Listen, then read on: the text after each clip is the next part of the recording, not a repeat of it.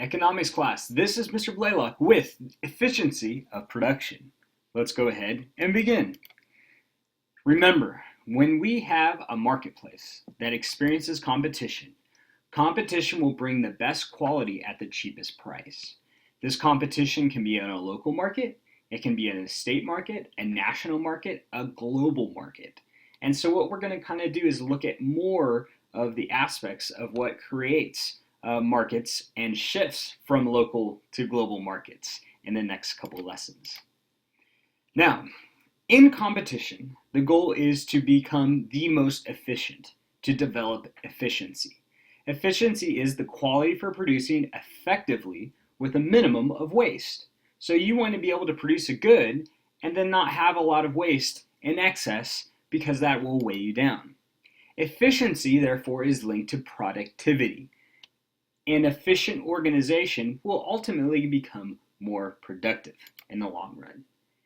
Now, to define a business's production, we have to look at input and we have to look at output.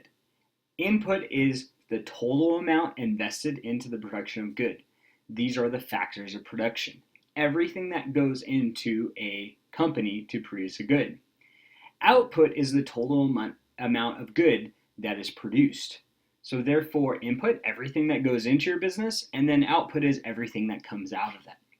So let's look at this. And basically, if you look at your business here, you have your input and your output. There are basically only two ways to increase your efficiency or productivity in a business. That's it. If you look at, hey, I want to make this more productive or more efficient, I got two options. I keep my input steady and increase their output. So I keep this input steady. All of my factors of production, I keep them at an even pace. And then my output, I'm going to increase this, rearranging my resources to make it more efficient and produce more. I can do that, or I can keep my output constant while reducing my input. So I keep this constant and then I cut my input. Therefore, I will become more efficient. The goal is therefore to produce the best goods at the lowest cost. So let's look at some examples. Keep my input steady and increase my output of number one. So if I want to rearrange everything here to actually use the same resources to produce more, that would be increasing my output. Keeping my output constant while reducing my input. An example of this is I'm going to keep this constant, but I'm going to fire some employees. I'm going to fire some of my input, or I'm going to get rid of things that I'm wasting. So if I lower my input but keep this the same, I will become more efficient. So when you look at a failing business, there's really only two ways to increase your productivity. And if you can't do those two ways and rearrange things in order to produce more or produce the same amount with less input, you will not be able to increase your efficiency. So there's really only two ways to do it. And it's manipulating these two items here to become more efficient. Now, when we look at different entities within a business, we put it in terms of advantage. Absolute advantage and comparative advantage. Now, these are both definitions of absolute and comparative advantage. It is hard to understand these definitions, so I'm going to give examples both on your eLab and in class, as well as provide other web links for you to read and explore these a little bit further. But let me try my best to make it very simple. Absolute advantage, I'm going to read through the definitions first, is the ability of one entity to produce goods or provide services more efficiently than his competitors when given the same resources. So absolute advantage is you have two entities that are producing and they have the same input, they have the same resources, but one can do a better job. That's absolute advantage. Comparative advantage is the ability of an entity to produce a good or provide a service at an opportunity cost that is lower than that of another producer. So in competing or in competition, one has basically producing at a different opportunity cost. Opportunity cost, once again, is that waste or that second best alternative. Once again, kind of hard to understand comparative advantage, but let's look at an example. Maybe you might get a better picture of it. Let's look at a grocery store example. I got two employees. I got John and I got Kelly.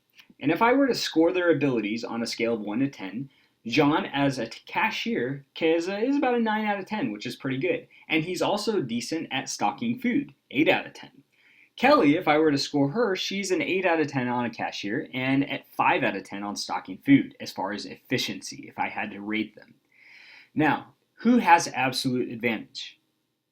If you said John, you would be correct because he can do cashier and stock food better at Kelly at every ability level. So he beats her at both of them. Now, if I'm a store manager, am I going to just have John do both of them and have Kelly just sit there and watch? No, I'm going to assign out tasks. And where am I going to put John? Am I going to put him at cashier or stocking food? Okay, you're right. I'm going to put it at stocking food. And where am I going to put Kelly? I'm going to put her at a cashier. Why? Because even though John's a better cashier, he's much better.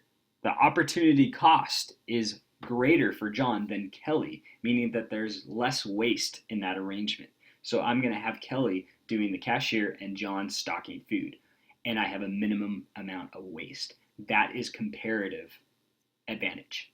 That's the comparative advantage. When I compare the two of them and I decide who has a better advantage in comparatively speaking. John has absolute advantage because he can do everything better.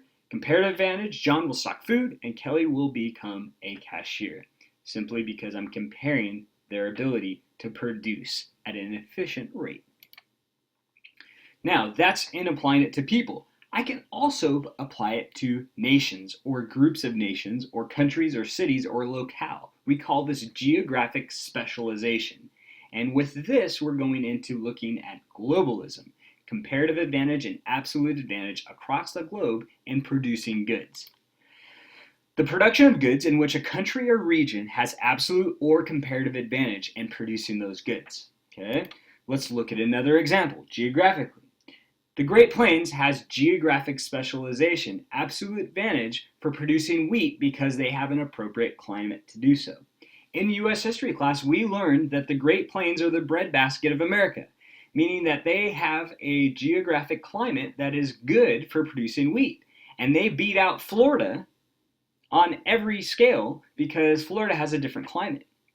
Now, however, Florida can produce oranges pretty good. California and Florida are the two #1 producers of citrus. So therefore, what I do is I arrange it in a way that the Great Plains will produce all of the wheat and Florida will produce oranges, and then they will trade with one another in order to best have a maximum efficiency and productivity. The solution is to trade, to set up comparative advantage. Comparatively, Florida produces oranges better than the Great Plains will produce wheat. That's comparative advantage.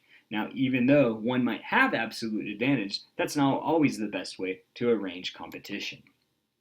Now, with this set up, what happens is governments set in and they come up and make tariffs to protect. The idea and philosophy besides establishing tariff shields is protectionism. The idea that domestic manufacturers need protection from foreign competitors. So what they'll do is say, well, we really want to produce wheat in Florida, so I'm going to set up a tariff shield that protects Florida farmers for producing wheat. So I can't have the Great Plains flooding our market with cheap goods. Tariffs, once again, are tax on imported goods. By putting a tax shield up, it blocks all imports from coming in. So therefore, a tariff is a protective shield that produces a sort of protective barrier around an economy from cheap goods being flooded in from foreign markets. And with these assumptions, it sets up our system of global trade in the world. And it explains a lot on why jobs exist in certain areas versus others. And that's where we're going to head into as we go into our next and last lesson, which is looking at our global economy that has dominated the forces of economic forces in the world over the last several decades. And we're moving in that direction. All right, that concludes our lesson. Thank you so much for paying attention. This is Mr. Blaylock signing out.